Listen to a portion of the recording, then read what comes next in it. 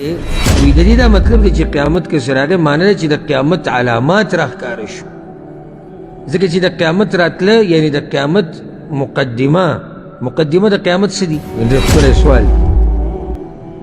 چې رسول صلی الله علیه وسلم څنګه یریږي چې قیامت راغی او علامات له راښکاره شوي نه دي پوره جواب د دې علماو په یو څو طریقو سره کړی دی یو جواب بعض علماو دا کړی دی وی دا راوي وی وی ما یو بیان کې تاسو نه اورېدلی تاسو حدیث بیانو به کې دري چې پیغمبر صلی الله علیه وسلم ویرېدو چې که قیامت راغی نو سوال دا دی چې رسول صلی الله علیه وسلم څنګه یریدو چې قیامت راغی او د قیامت هغه نښې او هغه لا نه یې راښکاره شي او هغه نښې ذکر کړي داسې سوال هغه سړی کولی شي چې څه سوچ ډېر ښکلی سوال دی چې رسول صلی الله علیه وسلم څنګه یریږي چې قیامت راغی او علامات له راښکاره شوي نه دي پوره جواب اول خو دا خبره ټولو ته معلومه ده چې د قیامت ته راتلو وخت د صرف یو الله ته پته بل چا ته پته نشته قرآن کې ځای په ځای دا خبره شته جبریل علیه السلام چې راغلی او پیغمبر نه تپوس وکړو مته الساعه نو هغه ورته وویل څنګه چې تا سره علم نشته دی زما سره نشته خو بعضو روایتونو کې دا شته چې پیغمبر صلی الله علیه وسلم یریدلی و چې قیامت کسو راغی لکه هغه حدیث چې په هغې کې د صلات الکسوف واقعه د هغه نور چې تور شوی هغه روایت په صحیح بخاري سے مسلم کې زه پوره نه ذکر کوم خو په هغې کې د ابو موسی اشعري رضی الله عنه وی کله چې دا نور تور شو فقام النبي صلی الله علیه وسلم فزعا پیغمبر صلی الله علیه وسلم ډېر په یره کې پاسېد ولاړ منځ ته یخشى ان تكون الساعه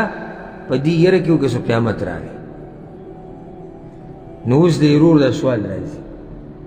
چې څنګه هغه په دې کې ویرېد چې قیامت راغی او د قیامت خو ډېرې ګټې نښې ځکه پیغمبر ذکر کړي دي او هغه له راښکاره شوي نه دي نو جواب د دې علماو په یو څو طریقو سره کړی دی یو جواب بعض علماو دا کړی دی وی دا راوي وی د صحابي وی چې د پیغمبر کسو دا ګمان و چې قیامت راغی خو د پیغمبر دا یره نه وه دا خبره د چا ده دا د راوي ده دا یو جواب کوي خو د دې نه ښکلی جواب چې جواب یې زړه مطمئن کي هغه دا دی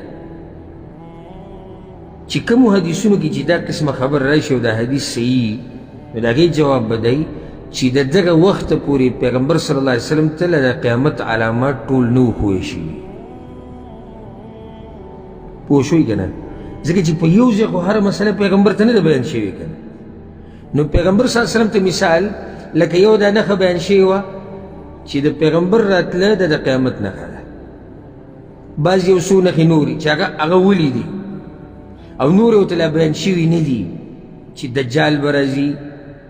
او یاجوج و ماجوج بی او دا بی دا ورته لا بیان شوي نه دي نو هغه ویرېدو که څه قیامت راغی دا جواب تسلی بخش دی که نه یو جواب چا دا کړی دی وی د دې دا مطلب دی چې قیامت کې څه راغی معنی ده چې د قیامت علامات راښکاره شو ځکه چې د قیامت راتله یعنی د قیامت مقدمه د قیامت څه دي علامات یې نښې دي نو ویرېدو دې نښو باندې دا جواب هم صحیح خو یو عالم تېر شوی دی السندي رحمه الله هغه د امام نسائی په د سننو د کتاب باندې حاشیې لیکلې هغه ډېره ناشنا خبره ذکر کړې هم ډېره ښکلې خبره کله چې دا روایت راوړي که چې یخشى ان تكون الساعه پیغمبر ویرېدو چې کیدی شي قیامت